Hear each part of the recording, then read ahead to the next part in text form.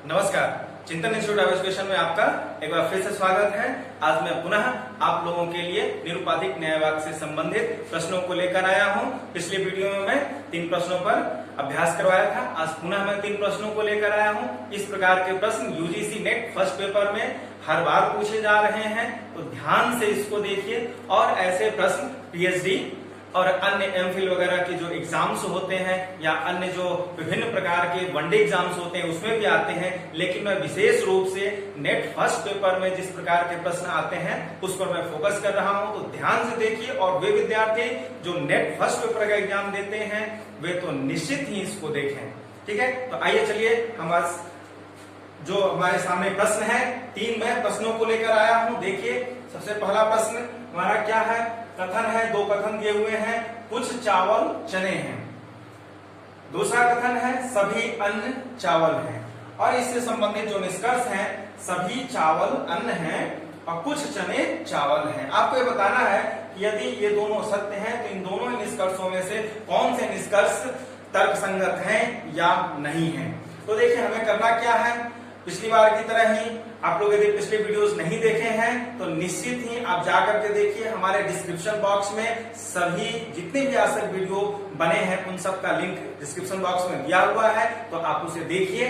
ठीक है, उसे आप देखिए और समझिए। मैं फिर से बताने जा रहा हूं, आप देखिए जो दोनों ही हमारे तर्क वाक्य हैं उन दोनों तर्क वाक्यों का सबसे पहले हम वेन डायग्राम बता रहे हैं। फिलहाल मैं जिस तरीके से बता रहा हूं वो वेन डायग्राम के माध्यम से ही इन प्रश्नों को लगाना बता रहा हूं।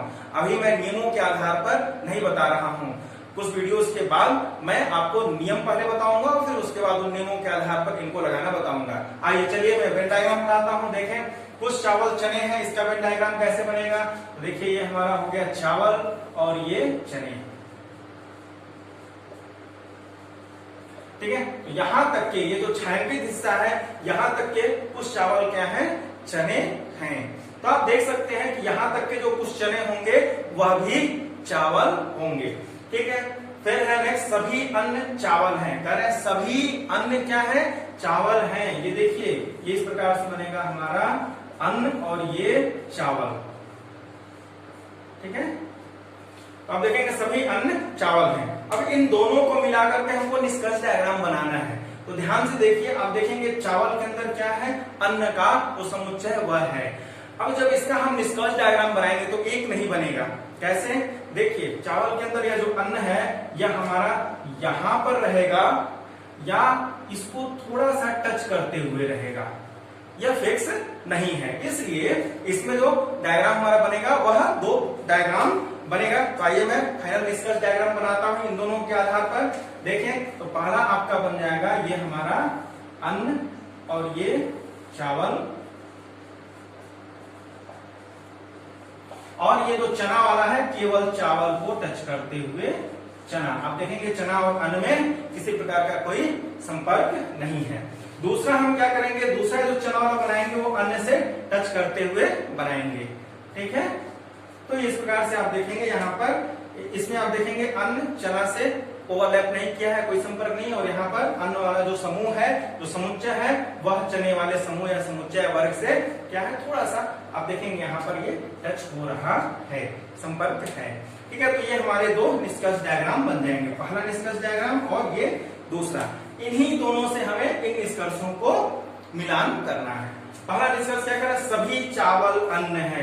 आप देखें भाई, यह सीधा सीधा है, कुछ चावल, यहां देखिए सभी चावल अन्न है। यहां देखिए, यहां पर सभी अन्न चावल है। आप देख सकते हैं जो हमारा दूसरा है सभी अन्न चावल है, या यहीं से पकड़ में आ जाएगा आपको, सभी अन्न चावल हैं तो सभी चावल अन्न कैसे होंगे, कुछ ही, केवल कुछ ही चावल अन्न होंगे। ठीक है, यहाँ पर आप देख सकते हैं यह जो हमारा यहाँ पर है, इसको यदि हम अभी इसके लिए मिटा दें तो यहां देखिए सभी अन्न क्या है, चावल है, न कि सभी चावल अन्न है। अगर इसका हम निष्कर्ष डायग्राम बनाएं तो ये क्या बनेगा, ये ऐसे बनेगा चावल और ये बनेगा अन्न। तो आप देख सकते हैं कि इस प्रकार का डायग्राम न तो हमारे पहले निष्कर्ष डायग्राम में है और न ही दूसरे निष्कर्ष डायग्राम में है, जहां पर कि अन्न वाला जो समूह है वह चावल को घेरे रखा है। तो पहला यह निष्कर्ष क्या हो जाएगा, इस हिसाब से गलत हो जाएगा। ठीक है। यहाँ देखिए सभी अन्न चावल हैं, ना कि सभी चावल अन्न हैं, तो ये गलत हो जाएगा। अब आते हैं हम दूसरे निष्कर्ष पर। कुछ चने चावल हैं, कुछ चने चावल हैं।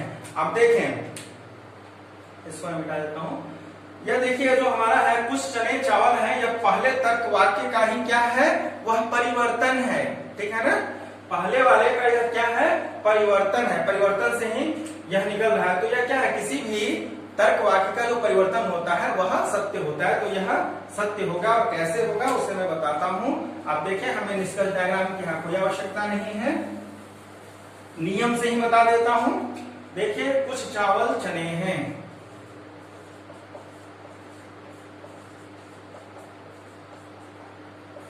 ठीक है।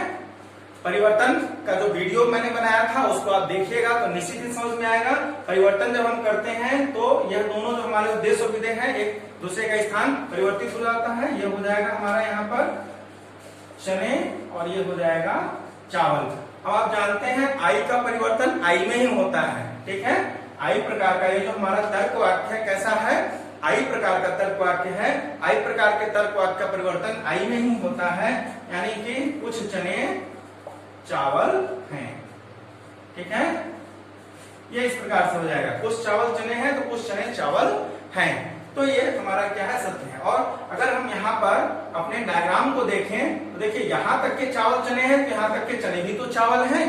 इससे भी आप देख सकते हैं यह क्या है, सत्य है। तो पहला जो हमारा प्रश्न है उसमें दूसरा वाला जो तर्क वाक्य, जो निष्कर्ष वाक्य है हमारा, यही सत्य साबित हो रहा है। आइए अब हम चलते हैं दूसरे प्रश्न पर। दूसरा प्रश्न क्या है, कुछ फूल सुंदर है। दूसरा कथन है कुछ फूल लाल हैं। अब इन दोनों को ही सत्य मानते हुए हमें यह देखना है कि जो दोनों निष्कर्ष है हमारे, क्या वह तर्क संगत हैं। तो देखिए पहला निष्कर्ष क्या है, कुछ लाल फूल हैं, कुछ सुंदर फूल हैं, ठीक है। अब इस प्रकार का जब प्रश्न आएगा तो सबसे पहले आप देखिए यह जो हमारा कथन है, पहला कथन आई प्रकार का है और दूसरा कथन भी आई प्रकार का है। अभी मैं नियमों को नहीं बताया हूं, लेकिन यहाँ पर मैं आपको बता दूं कि जब हमारे दोनों ही आधार वाक्य आई आई या अंश व्यापी होते हैं तो उससे किसी भी प्रकार का कोई निष्कर्ष नहीं निकलता है, यह नियम है, इससे आपको याद रखना है।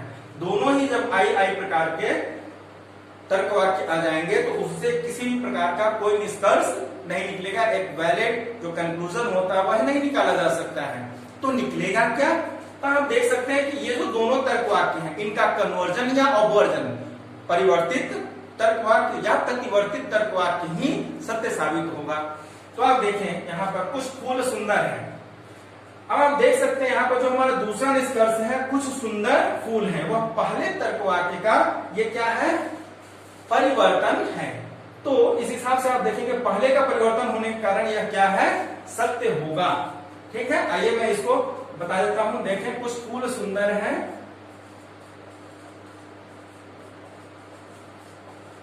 कुछ फूल सुंदर हैं। जब हम इसका परिवर्तन करेंगे तो इन दोनों का स्थान परिवर्तित हो जाएगा और आई है तो आई का आई में ही होगा, तो क्या हो जाएगा, कुछ सुंदर फूल हैं, ठीक है। तो इस प्रकार से जो दूसरा हमारा तर्क वाक्य, दूसरा जो निष्कर्ष है वह सत्य है, तर्क संगत है, ठीक है। अब हम पहले निष्कर्ष को देखते हैं। पहला निष्कर्ष क्या है, कुछ लाल फूल हैं। यह देखिए जो दूसरा वाला हमारा ये जो आधार वाक्य है इसका यह क्या है, परिवर्तन है। कुछ फूल लाल हैं और ये कुछ लाल फूल हैं। तो दूसरे तर्क वाक्य का यह क्या है, पहला निष्कर्ष हमारा परिवर्तित तर्क वाक्य है। तो इसका परिवर्तन होने के कारण यह भी सत्य होगा, ठीक है। आप देख सकते हैं कुछ फूल लाल हैं तो आई का परिवर्तन आई में ही होगा। देखिए लाल यहां चला आया, फूल यहां चला आया, कुछ लाल फूल हैं। तो आप देखेंगे यह जो प्रश्न है हमारा, जो दूसरा प्रश्न है, इसमें ये जो दोनों ही निष्कर्ष हैं ये दोनों ही तर्क वाक्यों के परिवर्तित तर्क वाक्य हैं। इस कारण से ये दोनों क्या होंगे, सत्य होंगे। अगर इसके अलावा आप देखें यहाँ पर दोनों में ही फूल हैं, जो हमारा वैलिड निष्कर्ष निकलता है वो सुंदर और लाल के संदर्भ में निकलता है। यदि किसी भी तर्क वाक्य में सुंदर और लाल एक साथ आता तो वह क्या है, वैलिड नहीं होता, तर्क संगत नहीं होता, ठीक है। अब हम आते हैं अगले प्रश्न पर।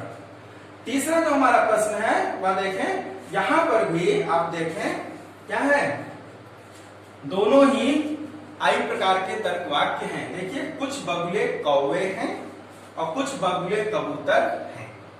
दोनों ही क्या है, तर्क वाक्य हमारे आई प्रकार के हैं। तो इससे भी कोई वैलिड निष्कर्ष, अब देखिए जो बगुला है इसको छोड़ देते हैं, जो भी वैलिड निष्कर्ष होता है हमारा, इसको हम क्या कहते हैं, मध्यम पद कहते हैं। जो पद दोनों में आता है उसे हम मध्यम पद कहते हैं। और मध्यम पद कभी भी निष्कर्ष में नहीं आता, यह मैं जब नियम बताऊंगा तो उसमें स्पष्ट रूप से मैं बताऊंगा आपको। ठीक है, तो जो भी निष्कर्ष निकलेगा किसके संदर्भ में निकलेगा, कौवा और कबूतर। ठीक है, तो अगर निष्कर्ष में कौवा और कबूतर दोनों आते हैं तो वह तर्क संगत नहीं होगा, क्योंकि दोनों ही क्या है, आई प्रकार के तर्क वाक्य हैं। आई प्रकार के तर्क वाक्यों में यदि हम इस जो हमारा मुख्य पद होता है और जो अमुख्य पद होता है, यहाँ पर अभी देखेंगे मुख्य और अमुख्य, इसमें से एक मुख्य है दूसरा अमुख्य है, इसके बारे में भी मैं बताऊंगा आपको। अभी इतना जान लीजिए कि इन दोनों के संदर्भ में जो भी निष्कर्ष होगा वह सत्य नहीं होगा, तर्कसंगत नहीं होगा। तो आइए निष्कर्ष देखते हैं। निष्कर्ष क्या है, कुछ कबूतर कौवे हैं। देखिए कबूतर और कौवे के बारे में बात किया जा रहा है, कुछ कबूतर कौवे हैं, तो यह तर्कसंगत नहीं होगा, नियम से है। अभी मैं इसको आप लोगों को वेन डायग्राम से बताऊंगा। दूसरा क्या है, कोई कबूतर कौवे नहीं है, यह भी क्या है, गलत होगा। दोनों ही तर्क संगत नहीं है। अब वेन डायग्राम से इसको हम कैसे चेक करेंगे, आइए उसको भी देख लेते हैं। आप देखेंगे इस प्रश्न में इन दोनों का ही, ये जो दोनों हमारे तर्क वाक्य हैं उसका परिवर्तन यहाँ पर या प्रतिवर्तित तर्क वाक्य नहीं आए हैं। ठीक है, चलिए हम इसका वेन डायग्राम बनाते हैं। कुछ बगुले कौवे हैं। देखिए ये हमारा हो जाएगा बगुला और ये कौवा, ये बगुले का हो गया और ये कौवा का हो गया। दूसरा क्या कर रहा है, कुछ बगुले कबूतर हैं। ठीक है, तो इसका आप देख सकते हैं यहाँ पर कुछ बगुले कबूतर हैं, ये हमारा बगुला और ये कबूतर। ठीक है, अब अगर इन दोनों को हम देखें तो निष्कर्ष डायग्राम क्या बनेगा, निष्कर्ष डायग्राम हमारा देखिए बगुले को कौवा और कबूतर ने पकड़ रखा है, ओवरलैप कर रखा है, तो इसका एक निष्कर्ष डायग्राम इस प्रकार से बनेगा। ये हो जाएगा हमारा बगुला और ये इस प्रकार से कबूतर और ये इधर बनाएंगे कौवे का। ठीक है, एक तो निष्कर्ष डायग्राम यह बनेगा। दूसरा निष्कर्ष डायग्राम इस प्रकार से बनेगा, ये इस प्रकार से तीसरा निष्कर्ष डायग्राम इसका बनेगा, जिसमें आप देखेंगे ये हो जाएगा हमारा बगुला, ये कौवा और ये कबूतर। ठीक है, अब ये इस प्रकार से है। अब इन दोनों में ही आप यहां देख सकते हैं, यह जो हमारा निष्कर्ष डायग्राम पहला है और ये दूसरा, इन दोनों ही निष्कर्ष डायग्राम में हमें इसको जांचना है। तो देखिए कुछ कबूतर कौवे हैं, देखिए भाई कौवा और कबूतर यहाँ पर है, कोई कबूतर कौवा नहीं है, जबकि ये कह रहा है कुछ कबूतर कौवे हैं, तो यहाँ से पहले निष्कर्ष डायग्राम से सिद्ध नहीं हो रहा है।